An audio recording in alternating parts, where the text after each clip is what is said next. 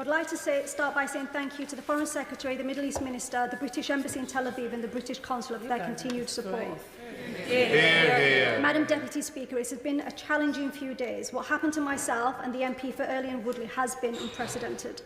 We were denied entry based on our legitimate political opinions, which are firmly aligned with international law. We are not the only ones speaking about the atrocities.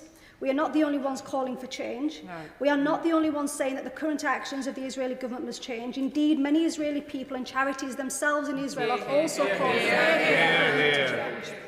There is no direct route into the West Bank, Madam Deputy Speaker. We have to go through Israel. This act was not just a diplomatic affront. This wasn't about security, it was about control and censorship and exposure. And arrogance of Israel. Madam Deputy Speaker, no state, however powerful, should be beyond criticism.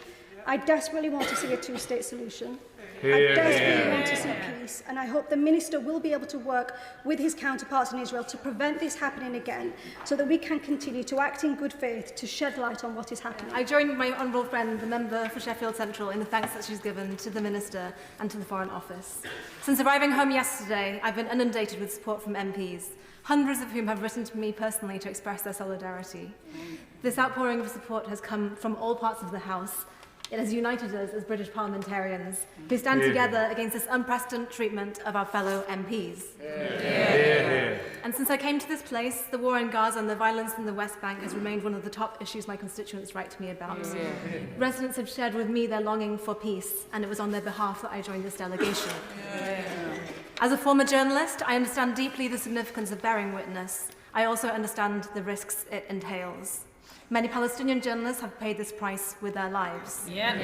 Before going to the West Bank, I understood the risks of travelling to a region where violence is all too common. I did not, however, anticipate the risks of detention and deportation from a British ally.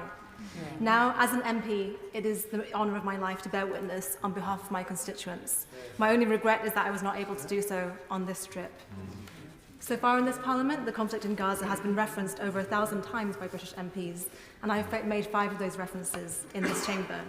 If my experience has proved anything, it is that what we say in this chamber matters, and I'll encourage other MPs to continue speaking on this issue.